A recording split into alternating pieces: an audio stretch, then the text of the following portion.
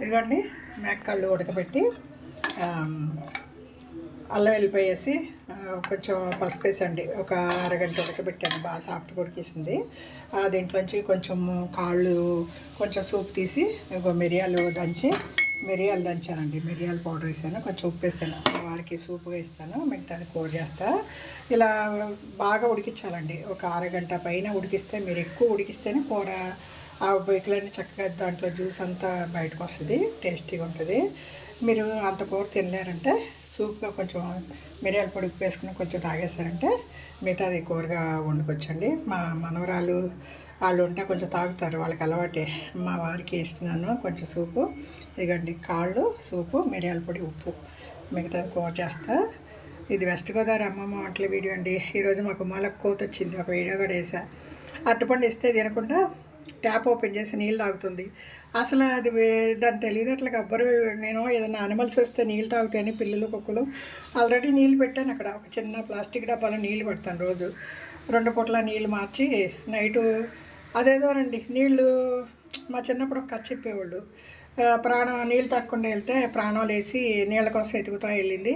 ఎవరో వెళ్ళి చెప్పులు కుట్టేవాళ్ళు తోళ్ళు వరేసిన తొట్టులో పడుకుంది. ఆ తర్వాత చెప్పుల అబ్బాయి మూతేసాడు ఆ తొట్టికి, ఆ ప్రాణం అక్కడే ఉండిపోయింది. ఇక్కడ అబ్బాయి చచ్చిపోయాడు. తర్వాత ఈ అబ్బాయిని తీసుకెళ్ళిపోతుంటే తొట్టులో మూత, ఆ అబ్బాయి చెప్పులు కుట్ట ఆయన మూత తీసాడు. ఆ ప్రాణం వచ్చి మళ్ళీ మనిషి బతికేదని చెప్పి మమ్మల్ని బెదిరించేవాళ్ళు, నీళ్ళు తాగండి అని మంచం దగ్గర చెంబు గ్లాస్ పెట్టేవాళ్ళు. నాకు అదే అలవాటు. ఇప్పుడు కూడా మంచినీళ్ళ బాటిల్ పిల్లల దగ్గర పెడతా, మా వారి దగ్గర పెడతా, నేను పెట్టుకుంటా. మళ్ళీ యానిమల్స్ ఏమైనా మంచినీళ్ళ కోసం మా గుమ్మాలకు వస్తాయనండి, ఒక ప్లాస్టిక్ బకెట్ నిండా కింద పార్కింగ్లో బకెట్ పెడతా, మళ్ళీ పైన ఒకటి పెడతా. గుమ్మాలు కడిగినప్పుడు ఆ నీళ్ళు పారేసి మళ్ళీ కడిగి శుభ్రంగా పెడతా. ఆ కార్పొరేషన్ వాళ్ళు వచ్చి నీళ్ళు నిలవ ఉంటే దోమలు వస్తాయని తిడతారండి, అందుకే రోజు మార్చేస్తాను నీళ్ళు. ఆ రోజు నీళ్ళు ఆ రోజు పారేసి మళ్ళీ కొత్తగా నీళ్ళు పెడతా. ఆ తొట్టులో నీళ్ళు తాగకుండా ట్యాప్ ఓపెన్ చేసి నీళ్ళు తాగి పైన హాస్టల్లో పిల్లలు ఉంటే ఆడపిల్లల వాళ్ళ దగ్గరికి వెళ్ళి చిరుపొట్లలో లాక్కొని గందరగోళం చేసి బయటికి వెళ్ళిందండి. ఇది సందడి అయిపోయింది. పిల్లలందరూ కోతని కలపడ్డారు.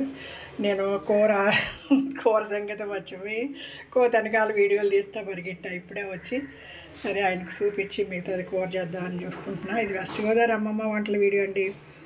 మంచినీళ్ళు ఎప్పుడూ దగ్గర ఉంచుకోవాలండి. మంచినీళ్ళు లేదంటే గొంతు కారిపోతుంది. గొక్కున ఏదో అవసరం అవుతుందండి, చీకట్లో మంచినీళ్ళ కోసం లేవలేం కదా. మంచినీళ్ళు ఎప్పుడు దగ్గర పెట్టుకుంటాను, నాకు అదో భయం.